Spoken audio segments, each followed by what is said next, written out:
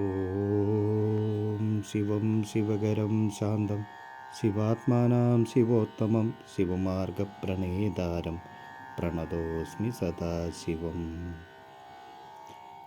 18 പുരാണങ്ങളിൽപ്പെട്ട 4ാമത്തെ പ്രധാന പുരാണമായ ശിവപുരാണത്തെക്കുറിച്ചാണ് ഇവിടെ പറയുന്നത്. ഇതിൽ ശിവപുരാണത്തിൻ്റെ കഥകൾ വളരെ ലളിതമായ രീതിയിലാണ് പറയാൻ ശ്രമിക്കുന്നത്. ഇതിൽ നമ്മൾ ആദ്യത്തെ 3 അധ്യായങ്ങൾ പറയുന്നു. ഇനി 4ാമത്തെ അധ്യായമാണ് ഓംകാരത്തിൻ്റെ മഹത്വം. ഓംകാരം അഥവാ പ്രണവമന്ത്രം പരബ്രഹ്മത്തിൽ നിന്ന് ഉത്ഭൂതമായതാണ്. മഹേശ്വരൻ്റെ അവയവങ്ങൾ ഓംകാരത്തിൽ അടങ്ങിയിരിക്കുന്ന ബീജവർണ്ണങ്ങളുടെ വ്യക്തമായ തെളിവുകളാണ്. ബ്രഹ്മമുഹൂർത്തത്തിൽ നിദ്ര വിട്ടെണീറ്റ് സ്നാനകർമ്മം നിർവഹിച്ചതിന് ശേഷം ഓംകാരം ജപിക്കുന്ന ഏതൊരു വ്യക്തിയും ബ്രഹ്മജ്ഞാനത്തിന് അർഹരായിത്തീരും. നിരക്ഷരനായ ഒരു വ്യക്തിയായിരുന്നാലും ഉത്തമനായ ഒരു ആധ്യാത്മിക ഗുരുവിൻ്റെ സ്വാത്വികോപദേശം സ്വീകരിച്ചിരിക്കുകയും അതിലൂടെ ജീവൻ്റെ രഹസ്യം അറിയാനും ബ്രഹ്മത്തിലധിഷ്ഠിതമായ ശുദ്ധമായ വിജ്ഞാനാമൃതം അനുഭവിക്കാനും വേണ്ട സാധനയാണ് ഓംകാരജപം.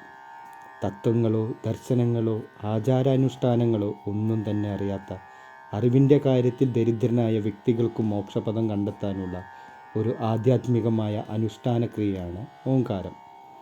സർവ്വദേവീദേവന്മാരും അവതാരം കൈക്കൊള്ളുന്നതിന് പ്രേരക ശക്തിയായി വർത്തിക്കുന്നത് കാരുണ്യസാഗരമായ മഹേശ്വരനാണ്. മഹേശ്വരൻ സാക്ഷാൽ പരബ്രഹ്മം സ്വനിശ്ചയത്താൽ ആകാരം സ്വീകരിച്ചതുമാണ്. സകല ബീജാക്ഷരങ്ങളുടെയും ആദിസ്വരൂപം ഓംകാരമാണ്. ഈ സങ്കല്പത്തിൽ നിന്നും ഉരുത്തിരിയുന്ന അലംഘനീയമായ വസ്തുത എന്തെന്നാൽ സാക്ഷാൽ പരമശിവൻ തന്നെയാണ് ഓംകാരമെന്നും ഇതിൽ നിന്നാണ് ഭഗവാൻ അവതരിച്ചിട്ടുള്ളതും എന്നാണ്. ഓംകാരജപം നിത്യവും ഒരു അനുഷ്ഠാനമായി നടത്തുന്ന ഒരു വ്യക്തിയുടെ മനസ്സിൽ നിന്നും അഷ്ടരാഗങ്ങൾ കൂടിയൊഴിഞ്ഞു പോകുന്നു. അഷ്ടരാഗങ്ങൾ എന്ന് പറഞ്ഞാൽ അഷ്ടരോഗങ്ങൾ, അതായത് കാമം, ക്രോധം, മോഹം, ലോഭം, വധം, മാത്സര്യം, ദമ്പ്, ഗർവ് തുടങ്ങിയവയാണ് ഈ അഷ്ടരാഗങ്ങൾ. അങ്ങനെ മാനസക്ഷേത്രത്തിൽ ഈശ്വര പ്രേമത്തിൻ്റെയും അദ്വൈത ചിന്തകളുടെയും അനശ്വര സങ്കല്പം മലർ സുഗന്ധം പരത്തുന്നു. കൂടാതെ ചിത്തവൃത്തി നിരോധം കൈവരുകയും പൂർണ്ണ വിരക്തി ഉണ്ടാകുകയും ചെയ്യുന്നു. ഈ സ്വാത്വികാവസ്ഥ പ്രാപിക്കാൻ ഇടവന്നാലും ഓംകാരജപം തുടർന്നുകൊണ്ടിരിക്കണം. പിന്നെ ഒരു സാധകന് ലഭിക്കാൻ പോകുന്നത് അമൂല്യമായ വിശേഷ ഗുണങ്ങളാണ്. അവിരാമമായ ജപത്തിലൂടെ ഒരു ഭക്തന് തൻ്റെ ഷഡാധാരങ്ങളെ ഉണർത്താൻ കഴിയുന്നു. ഷഡാധാരം എന്ന് പറഞ്ഞാൽ മൂലാധാരം, സ്വാധിഷ്ഠാനം, അനാഹതം, മണിപ്പൂരകം, ആജ്ഞ, വിശുദ്ധി എന്നിവയാണ്. മൂലാധാരത്തിൽ നിദ്ര കൊള്ളുന്ന ശക്തി തന്നെയാണ് പരമമായ ആനന്ദം പ്രദാനം ചെയ്യുന്ന അഥവാ സച്ചിദാനന്ദാവസ്ഥയിലേക്ക് ഉയർത്തുന്നത്. ആ ശക്തി ഓംകാരമായി തീരുന്ന അവസ്ഥയാണ് സച്ചിദാനന്ദാവസ്ഥ. അതുകൊണ്ട് ഓംകാരത്തെ ഉപാസിച്ചാൽ ബ്രഹ്മജ്ഞാനത്തിന് അർഹനാകും. സകല ദുർവാസനകളും അകന്ന് സാക്ഷാൽ ബ്രഹ്മം തന്നെയായ പരമശിവന് സ്ഥിരവാസമുറപ്പിക്കാൻ തക്ക വിധത്തിൽ ഹൃദയക്ഷേത്രം നിർമ്മലമാകണം. അങ്ങനെയുള്ള ശാരീരികവും ആന്തരികവുമായ ശുദ്ധീകരണമുണ്ടായാൽ പരമശിവൻ മാനസോദ്യാനത്തിൽ സാന്നിധ്യം കൊള്ളും.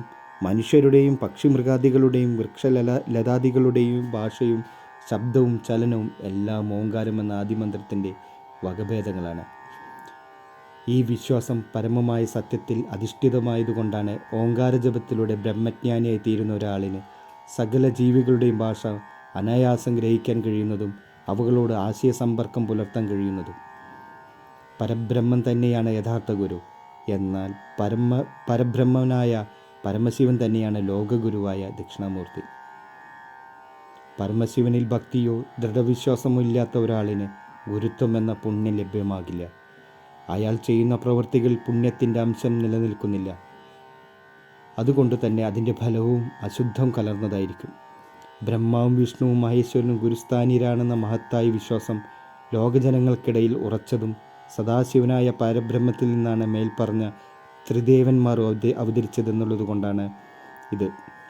27ാമത്തെ ഘോരനഗരമായ കുംഭീപാകത്തിൽ അകപ്പെടാൻ തക്കവിധത്തിൽ മാരകങ്ങളായ പാപകർമ്മങ്ങൾ ജീവിതവ്രതമാക്കിയിട്ടുള്ള ചണ്ടാലന്മാർക്ക് പോലും മോക്ഷത്തിൻ്റെ അഥവാ പരമമായ ദിവ്യാമൃത തുല്യമായ ആനന്ദത്തിൻ്റെ ദേവലോകത്തെത്തിച്ചേരാൻ തക്ക അനന്തശക്തി വിശേഷം കുടികൊള്ളുന്ന ബ്രഹ്മം തന്നെയാണ് ഓംകാരം. ഓംകാര ജപം ജീവിതത്തിൽ ഒരു അനുഷ്ഠാനമാക്കിയിട്ടുള്ളവർക്ക് ദേവന്മാർക്ക് ലഭിക്കുന്ന വിധത്തിലുള്ള അപൂർവ സിദ്ധികൾ ഉണ്ടാകും. മാത്രമല്ല 33 ദേവഗണങ്ങളും ഇത്തരം ഭക്തരിൽ സംപ്രീതരാകുകയും അനുഗ്രഹങ്ങൾ ചൊരിയുകയും ചെയ്യും. പ്രകൃതിയേശ്വരി ഇത്തരം സാധകർക്ക് വിധേയരായിത്തീരുകയും ചെയ്യും.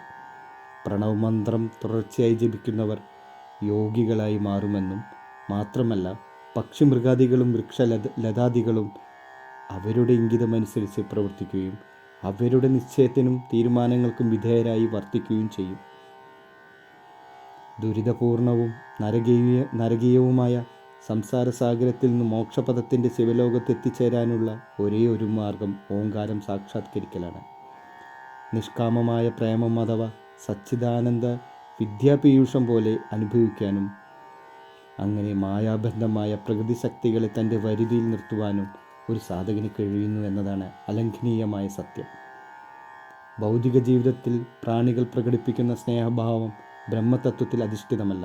കാരണം അത് ഇന്ദ്രിയപരമായ ഊർജത്തിൻ്റെ ശക്തിയാൽ ജന്മമെടുക്കുന്ന ഒരു തരം ബാഹ്യഭാവം മാത്രമാണ്. ഓംകാര ജപത്തിലൂടെ സ്വാഭാവികമായും ഒരു വ്യക്തിക്ക് തൻ്റെ ഇന്ദ്രിയങ്ങളെ ദമനം ചെയ്യാൻ സാധിക്കുന്നു. അങ്ങനെ കടിഞ്ഞാണില്ലാതെ വെകിളി പിടിച്ച് ഭജനോത്സവം കൊണ്ടാടി നടന്ന അശ്വങ്ങളെപ്പോലെ ജീവിതത്തിൻ്റെ പരമമായ ലക്ഷ്യം മറന്ന് അലക്ഷ്യമായി നശ്വര സുഖങ്ങളുടെ മേച്ചിൽപ്പുറങ്ങളിൽ വിഹരിക്കുന്ന ഇന്ദ്രിയങ്ങളെ ബ്രഹ്മതത്വമാകുന്ന സദാശിവസങ്കല്പത്തിൽ തളച്ചിടുന്നതോടെ ഒരു യഥാർത്ഥ ഭക്തന് ദിവ്യാമൃതമാകുന്ന പരമാനന്ദം അനുഭവിക്കാൻ ഇടവരുന്നു. ഈ ധന്യമായ അവസ്ഥാവിശേഷം കൈവരുന്നതോടെ ഭക്തൻ ദിവ്യനായി തീരുകയും ചെയ്യുന്നു. ഇതോടുകൂടി ശിവപുരാണത്തിലെ 4-ാമത്തെ അധ്യായമായ ഓംകാരത്തിൻ്റെ മഹത്വം അവസാനിക്കുകയാണ്. ഇനി അടുത്ത ഭാഗത്ത് ശിവപുരാണത്തിലെ 5-ാമത്തെ അധ്യായമായ എന്താണ് ശിവം, ഇതിനെക്കുറിച്ചിട്ട് നമുക്ക് കേൾക്കാം. നന്ദി, നമസ്കാരം. ഓം ശിവം ശിവകരം ശാന്തം ശിവാത്മാനാം ശിവോത്തമം ശിവമാർഗപ്രണേതാരം പ്രണതോസ്മി സദാശിവം.